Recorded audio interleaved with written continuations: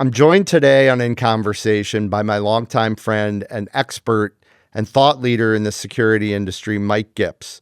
Mike is a graduate of Harvard Law School, a former practicing lawyer, recovering lawyer, as I like to say.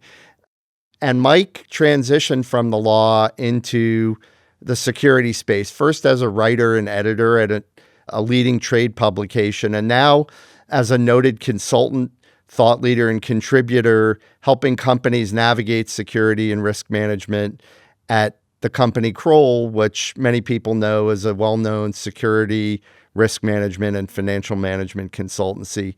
He's a wealth of knowledge on all things security and risk, and I hope you enjoy the episode. We stand today a date which will live in infamy. I have a dream. Mr. Gorbachev, tear down this wall. Ask not what your country can do for you. Ask what you can do for your country.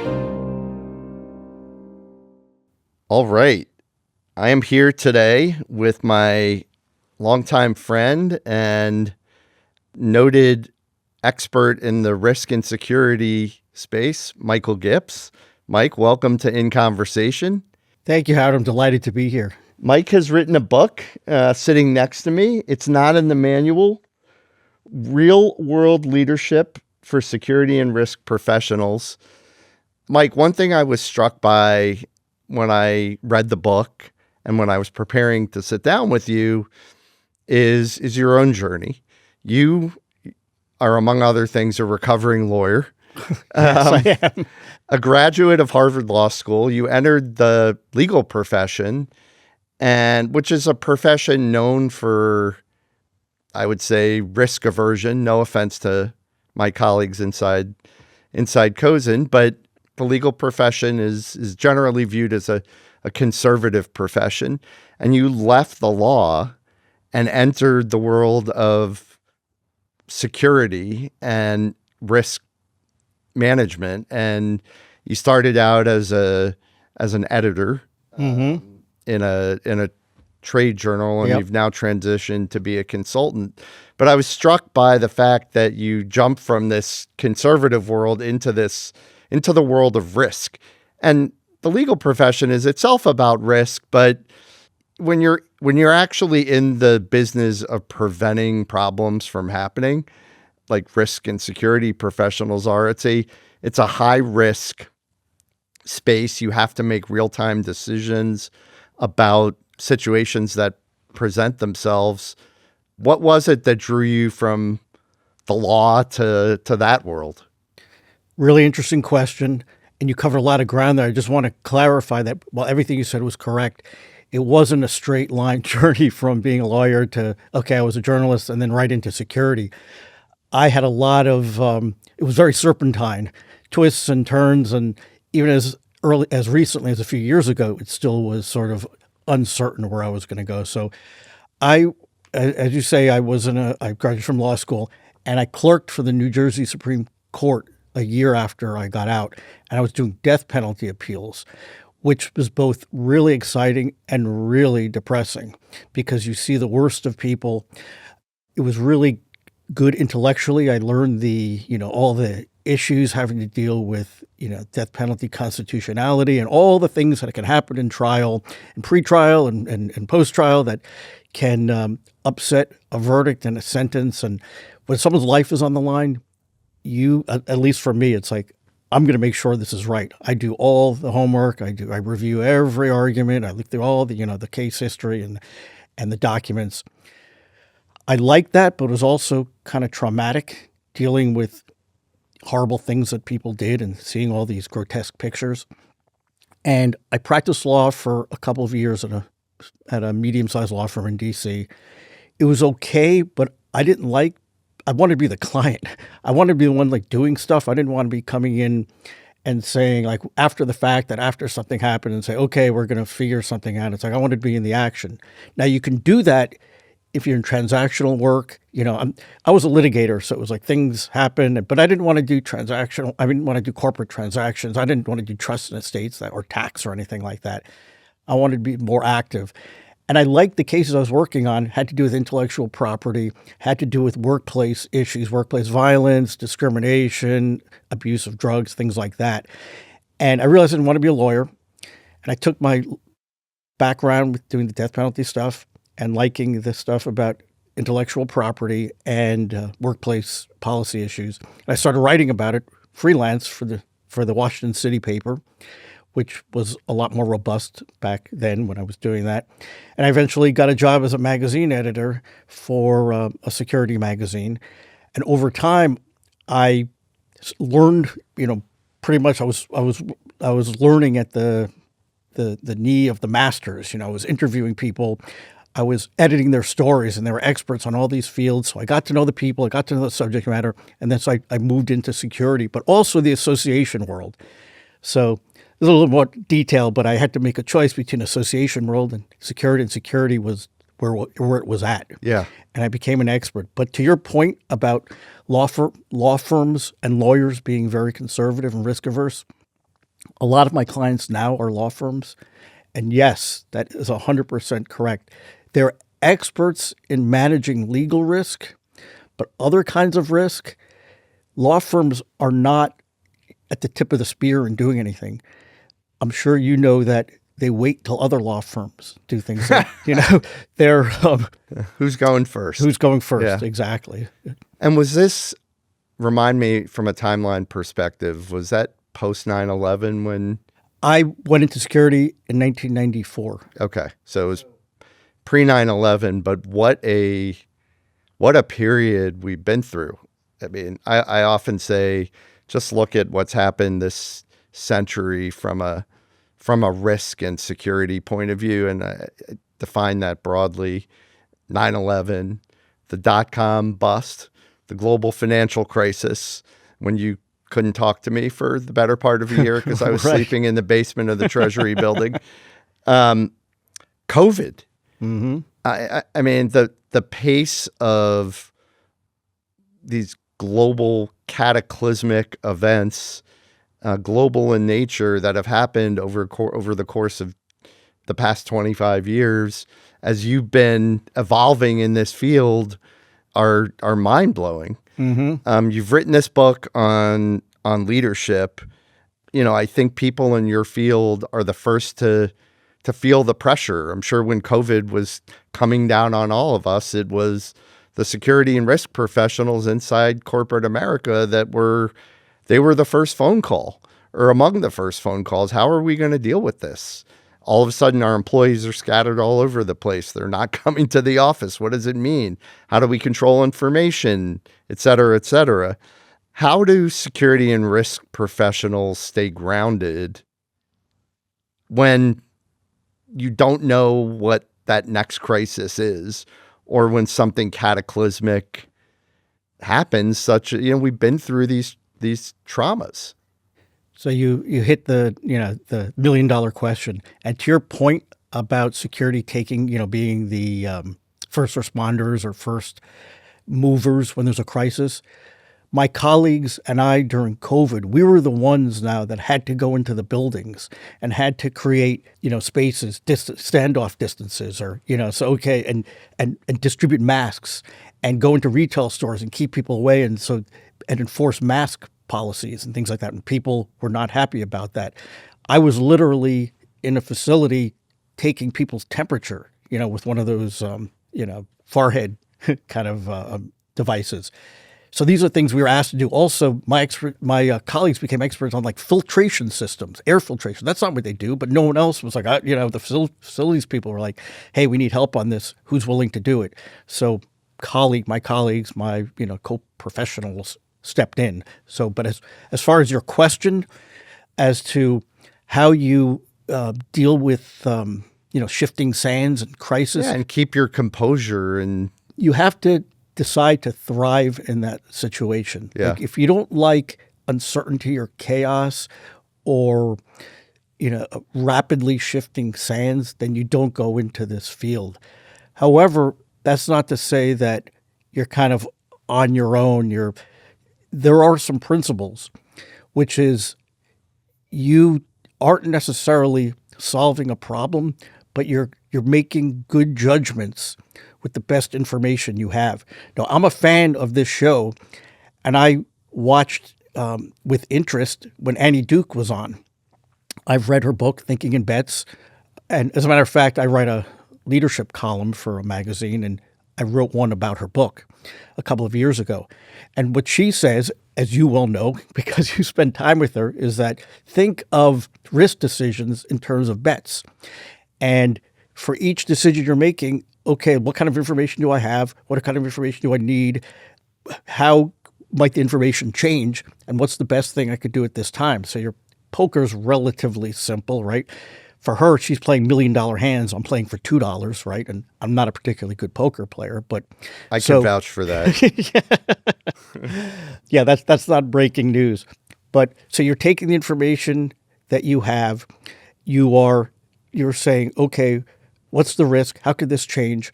And you ground your people in principle, and you say, okay, what do we believe in? We believe in protecting people. We believe in enabling the mission. We believe in other foundational concepts. So you have to get comfortable with ambiguity, but you drop down to first principles. When you don't have to solve every problem immediately, you just have to have good judgment, and you think in bets. Yeah. Is it knowledge or is it aura? I had on my last episode, I had Catherine Lowell on, who's an author and an executive coach, and a quote that I pulled out of that book that she cited in our interview was, leaders are the stability. Leaders have to be the stability. Is it a knowledge-based thing, or is it presence? Knowledge and presence are both valuable and important, but I would say it's neither. It's being a human being. It's being empathetic. You don't lead technology. You don't lead projects. You don't lead, facilities. You lead people. And if you can give them a sense of purpose, if you listen to them, if you involve them, if you reward them, you develop them, those are the keys. So yes, it's great to have an aura, but that's sort of like finishing touches, right? And having knowledge is great. It certainly helps you. But if you had limited knowledge and limited charisma, if you're an authentic leader who believes in your people and believes in developing them and listening to them, involving them, and instead of kind of barking orders at them, you bring them along and show them how to do things themselves, and you step away and let them lead, that's the key to me. Makes a ton of sense. And are there fundamental differences between leadership in the security and risk context and other corporate contexts or other leadership contexts, or is it all generally the same? I think it's generally the same, except that in risk and security, the consequences are tangible and immediate. So there's a workplace violence incident, something bad has happened. There is a cyber attack. There's ransomware. There's somebody has tainted, the water supply or something like that. It happens immediately. When you're on the cycle of business, or even, as a lawyer, cases take a long time, right? Things move pretty quickly. So when a CEO is really a chief risk officer, you manage risk. That's what you're doing as a CEO, right? You're just doing it in a more broad. That's part of what you're doing. It's part of what you're doing, but it's really like you're managing risk for the company. You're maximizing profits. You're seeing to, professional development. And all things go with it. But really, as I see it, you're managing a lot of risk. And, there's other ways to characterize it. But let's look at the timelines. It's based on quarters or fiscal years, right? So you roll out a product, unless it's like the new Coke or whatever, nothing's going to happen really. It's like it's going to take some time. Yeah. You switch manufacturing processes. You get a new supplier. You market a new product. You have a new marketing campaign. Yeah. These things take time, So it's almost, so it's a different timeline. We're dealing in security and risk with things that are immediate and tangible with, it's not to say that with, general business, things can happen quickly. They do, but it's generally more trendy than Got it. incidental. One thing that I often think about is the difference between making something happen and preventing something from happening. In this profession, and I think back to my days at Treasury, where we were trying to prevent something bad from happening, and it was hard to show progress other than by pointing to something not having happened. That's the same, I think, for people in your industry. Yes, it's tangible, bad things can happen, but success is actually nothing happening at all. Exactly. And that's the issue that this profession has been dealing with since day one. It's probably the first thing I addressed when I started my career. And as a matter of fact, next month, I'm speaking at a conference in Las Vegas. The topic is how to prove that, the value of something that didn't happen, right? Yeah. And there are a million ways to do it. It's like, okay, let's do benchmarking with places that didn't put in the security, procedures or measures. Let's look at, we put in this new process that help save money on shipping costs or whatever, or so last year we had this much cargo theft. This year we these new processes, and it's like, okay, there's less, but there's always doubt. It's like, well, there's other factors. There's a million factors, and it's one of these elusive, what's the ROI of security?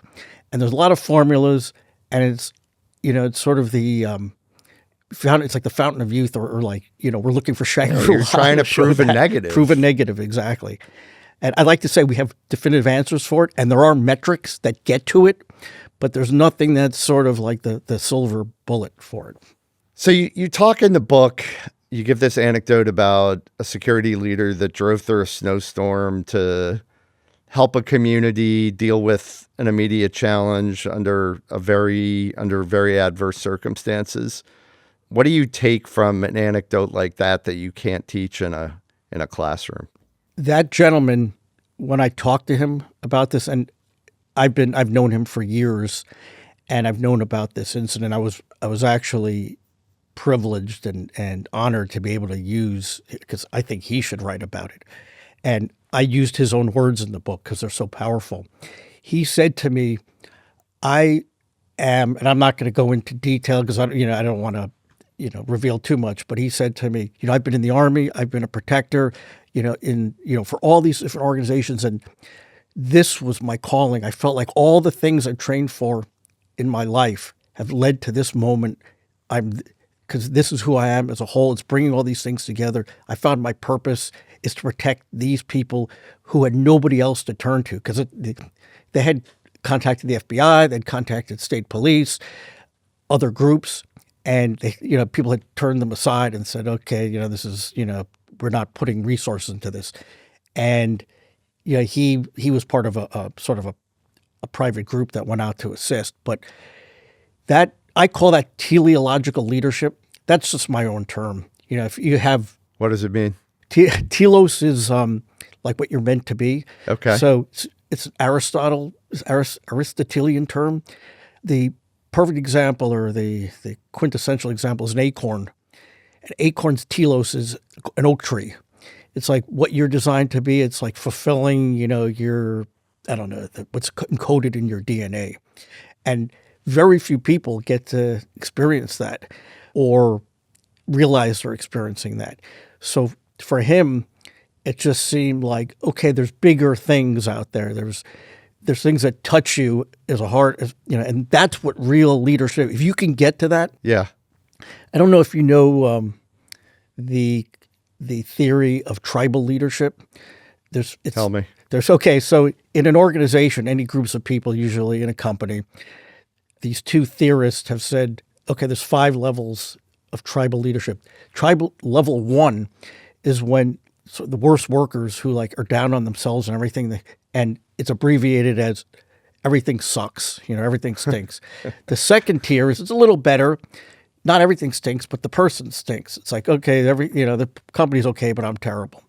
The third level is when you have, and these tend to be like hotshot salespeople. I'm great, everything else stinks, right?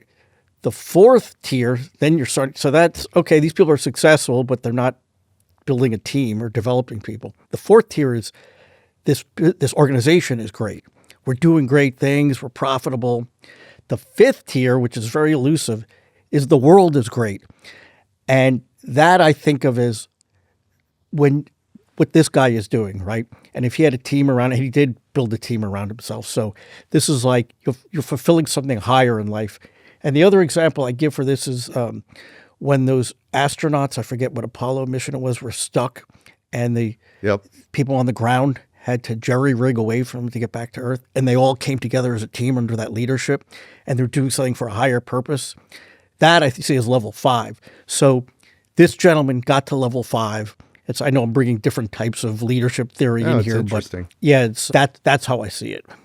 So to me, that raises an interesting question, which is how do you take that level 5 mindset in a world that is so damn noisy?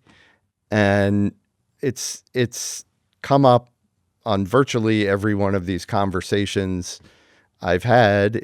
We're living, and it's the theme of the podcast. It's helping to make sense of this incredibly noisy, complicated world we're living in. We're dealing with obviously AI and what that means as far as how we do work and the benefits and threats of AI. We're dealing with, I think still today, worries about global terrorism. We're dealing with there are always questions about the economy. There's political division, there's cultural division. How do you bring that, from your perspective, that level 5 mindset, I'll just use it, in a world that is so strained and complicated? I don't know that a level 5 mindset is sustainable. In honesty, the people who've done research on this say less than 2% of organizations are at 5, and I think those change because you have to have like a bigger mission and a bigger purpose that uplifts, not just your organization, but sort of the greater community, the world, or whatever. And as you say, everything is so polarized, divided. There's so many. It's changing so quickly that there's almost nothing that's universally like praised anymore. So, everything, we can't even agree on basic facts anymore. Someone says this happened. No, this happened, right. For everything. And, just look, you didn't even mention geopolitics. So you have what's going on in Iran right now. Yeah. The whole Israel-Gaza situation is like, it's alternate realities. It's alternate realities. And I'm a pretty middle of the road person. I get stuff fed on the algorithm, social media, that would stir me into a lather. And it's like, whoa. It's like, this is me. I'm very calm and equable. And anyone who's kind of prone to, doesn't have the facts, doesn't look into it, isn't prone to sort of overacting or hysteria, this can set people off. And it does set people off all the time. You had Luigi Mangione, who, was set off by, his healthcare, presumably his healthcare issues. The assassin who shot the United Healthcare CEO. You have the guy who was the football player who was he went to 345 Park Avenue, and he was sort of inflamed.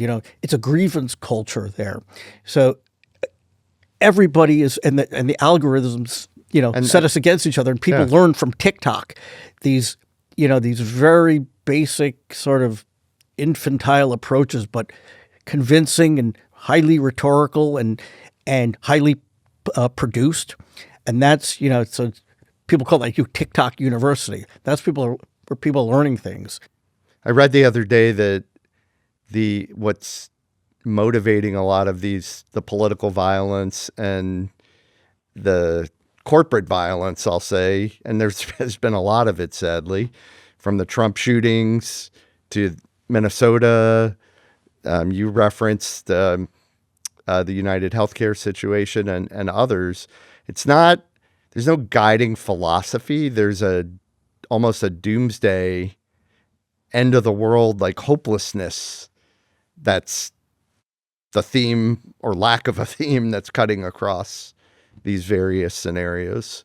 We have to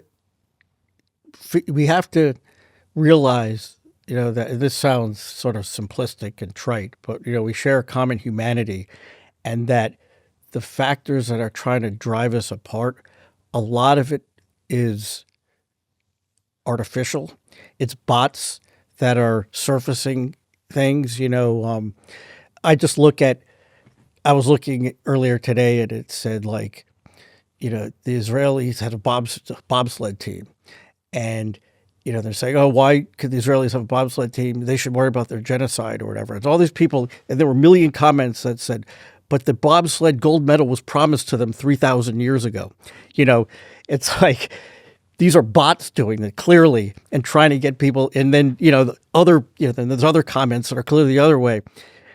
But some of them are real people, and these influence people. They ingrain themselves. Yeah. So it's like, and I'm the worst. I'm not saying that I'm any kind of role model for turning away social media or stepping back from my phone. Anyone could tell you I'm always glued to my phone because I'm an information junkie and I'm a knowledge person. And you're in the business of staying on top of what's happening. Exactly. So you have to take a step back from this stuff and keep it at arm's length and say, what's the source of this material? Why are they saying this to you? Yeah. What is the goal? And is it, some of the stuff is, I don't want to sound like I'm a conspiracy theorist, but some of it is Russia and China, and then other, they're trying to, undermine the foundations of our democracy. I have them, if a weak United States helps the other, whether they're superpowers or not, right? And if we don't trust each other, we're not civil to each other. This is all, and, I know it sounds like, Manchurian Candidate or something like that. But I'm not a conspiracy theorist, but it's plain to see, what this kind of breakdown in civil discourse is doing to us. And you don't have to be a genius, a military expert, in Russia to know that, hey, if we just feed this beast, they're going to tear each other apart. Okay, so in that massively unsettled context, as a security professional, how do you decide where the risks are? How do you decide what threats to focus on? How do you do your job? You can't say, okay, something necessarily happened. So, okay, the United Healthcare person got shot, so all healthcare people are now at risk. Well, a lot of people think so, and there's good reason to think so. But we have to continually refresh our information sources, verify our information sources, find new ones, and constantly reassess and say, and we're looking at culture, we're looking at technology, we're looking at societal trends, we're looking at economic developments, and then we're not guessing, but we're saying what has happened in the past that's been similar to this, and how could it be different, with today's modalities, today's technologies. So, I know it's very difficult. And one of the things that bothers me, and you've probably been through this too, you'll get maybe a consultant will lead you through an exercise, or risk exercise. They'll say, okay, there's 3 possible futures. Let's say AI. Future number 1, man and AI work together in harmony and create a world where there's no poverty. His knowledge is shared freely. We're all live happy lives. Then the number 3, AI takes over. Arnold Schwarzenegger comes and and he's like, or it's the Matrix. We're plugged into machines. And it's a dystopian universe. And then there's the 2. It's like, well, AI does some good things and some bad things. It's like, of course, it's always the middle one, right? It's never the one. Right, and so it's like a straw man, right? So we try to have a much more finely calibrated range of possibilities that are not like AI and humans grok and live happily ever after, and AI takes over and humans just become fodder, whatever. There's all these other things that and it's a constant, reassessment, bringing in, which is why I like it, because I like to take in constant streams of information. You have to ingest a ton of data, and AI can help you do that very well, because no person can process all this.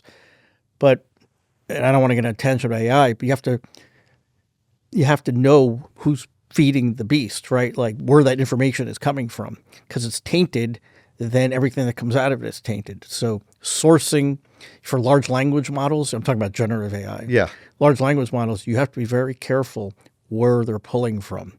I mean, you've heard stories where Grok or whatever, like, pulls from these sources and all of a sudden it's like racist and, misogynist and, violent. And, all of a sudden it becomes like, Proud Boy or whatever. Yeah. Right. Right. I know I've gone off a little bit, but, you're getting my wheels turning here. And Very good. Yeah. I mean, you said something like, it triggered in me the quote that generals are always fighting the last war. And you talked about it, you touched on it, but how do you make sure in the security world that you're looking around the corner and not just dealing with the last problem? I mean, look, post 9/11, this horrific thing happens. It's it's probably the most significant security event in the history of this country. And all of a sudden we have TSA and air marshals on flights, and we have a whole system designed to help us deal with what already happened. And I'm sure I know there have been millions of things prevented from happening since 9/11 that maybe were one-off from that or, different to some degree. But whether you're the government, an intelligence agency, the FBI, or a corporate security officer, or the United States military, how do you stay ahead of that curve? How do you keep that mindset of being one step ahead of the problem? First, I want to acknowledge that, yes, you don't want to be fighting the last war, but you also don't want to ignore the lessons of the last war. Can you imagine if 9/11 happened and nothing changed on planes? Because Richard Reed was, the shoe bomber was shortly after that. And because of all the heightened, I'm not sure exactly, I don't recall every detail, but I'm pretty sure that there was his seatmate subdued the guy, and then other people. Right. It was because of the heightened vigilance and that knowing what had happened. And otherwise, someone would have seen him playing with the shoe and were like, "Oh, this is some weirdo." If you see something, say right. something. And so it worked. And there's a lot of cases that have prevented. I know there have been attempted attacks on the subway in New York, other airline attacks. I can't think off the top of my head, but so you always have to keep kind of that there. You can't forget about that, because the second you let it go, someone's gonna, someone's gonna exploit that again. So you always have to have an eye on things that people have done in the past, because this stuff repeats itself, right? Even the 9/11 attacks, the first major, large planes hit buildings. But that had happened. Planes had flown into buildings before. A plane had flown into the Empire State Building, flown into a building in Orlando. Now, there were smaller planes, but it wasn't out of the question. Kamikazes, did that, right? That was a whole method of warfare. So it wasn't really new. It was just how they applied it and the scale that they did it. So you always kind of have to keep, okay, these things, they may go out of style. They may happen less because we've rented, but they're not going away. So that you have to have that in their back pocket, right? Then you're looking at new trends, developments, technologies, and how I try to keep on top of it, and no one can really say they're on top of this stuff, is to talk to my colleagues, talk to clients, read, learn about, AI is a real disruptor in good ways and bad ways. Yeah. And I want to get to that. Yeah. So that's why, that's why they pay us the big money. Not that there's nobody really getting rich in security. Very few people are getting rich in security. It's more of a mission, but it's ingesting information. It's processing it. It's talking to people and seeing what they do. I wish I had a blueprint to say, okay, yeah, this is it. And it's doing those kinds of exercises where, you're not saying here's the 3 different scenarios, just pick the one in the middle. That doesn't help at all, right? And it actually is running, not necessarily desktop scenarios, but real life scenarios to get your people into that mindset, and say, okay, if this happened, what would you do if they're an active shooter? Let's play this out. Yeah. And getting your people ready and having your people, because security doesn't exist. Okay, there's security people and then there's everybody else. Yeah. Good security is when people have taking it in, and they apply it to themselves, and they're the eyes and ears of the organization, right? And which is not that common, right? We've touched a couple of times on AI, and you can't have a conversation, it feels like, in 2026 without talking about AI. AI represents, as I see it, both a risk and an opportunity when it comes to security. I've had umpteen companies that have some AI solution in the security context and want to talk to government about it, or the private sector come to me and say, we have this new way of doing something, utilizing AI to prevent bad things from happening. On the other hand, you read the doomsday-ish kind of, you talked about your different scenarios. Is AI more of a risk or an opportunity in the security industry?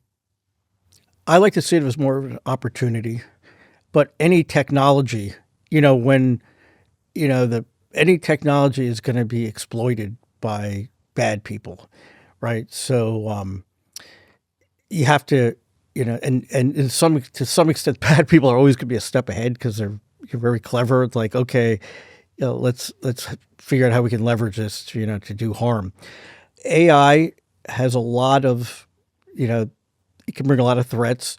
It can, it makes, malware and cyber threats. It, puts that out at scale, right? And it can evolve, and, find weaknesses, and learn, but, we have the same on our side, and it's making things in a way a lot easier. Even very basic. Right now we're in the earliest iterations of AI, and it's only doing pretty basic things like in security. One thing that it's doing is like if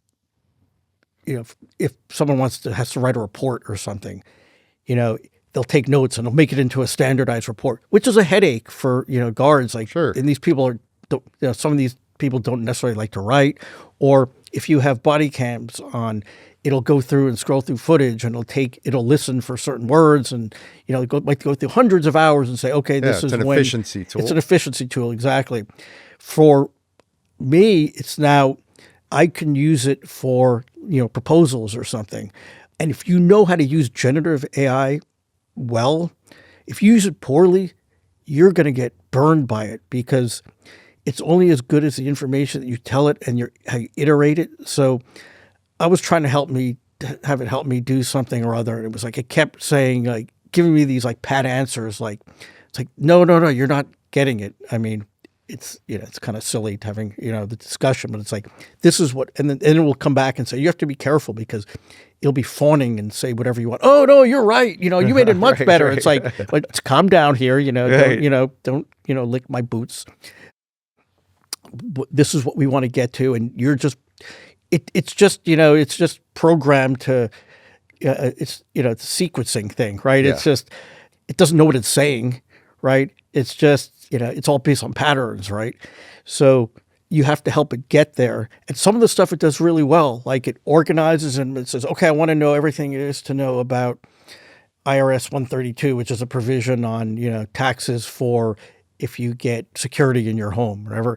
And it might tell you, give you like the letter of the law and frame it, and you want to look at these issues, and this is great. But then once in a while, it'll say something that's completely wrong. Right. I once was doing an article on weapons detection systems and liability. And I was finding cases, and there were some cases, but they weren't like really on target saying they didn't have weapons detection or it was bad, so they're liable, whatever. It was like there's a lot of factors, whatever, and it was not a negligent security case. So I said, hey, help me find these cases. And it came back with a list of cases. I was like, and I was looking them up, and I was like, where the heck are these? He goes, oh, you wanted real cases. It's like, because it was perfect. It was like, oh, in this case, Joe versus, the juice or whatever. They used a weapons detection system. It didn't work. Someone got killed, blah, blah, blah. And it's like, where was this? It's like, oh, that's a summary. That's like, I thought you wanted that. So it introduces a lot of risk as well. So there's the risk that adversaries or hostile agents will, direct at you. And then there's the misuse of it or poor understanding of it. That's also another risk. Interesting. So let's close on this. So you've described the world we're living in as one in which we're facing polycrisis, lots of simultaneous challenges and crises. We've talked about some of them, but let's leave with a sense of hopefulness.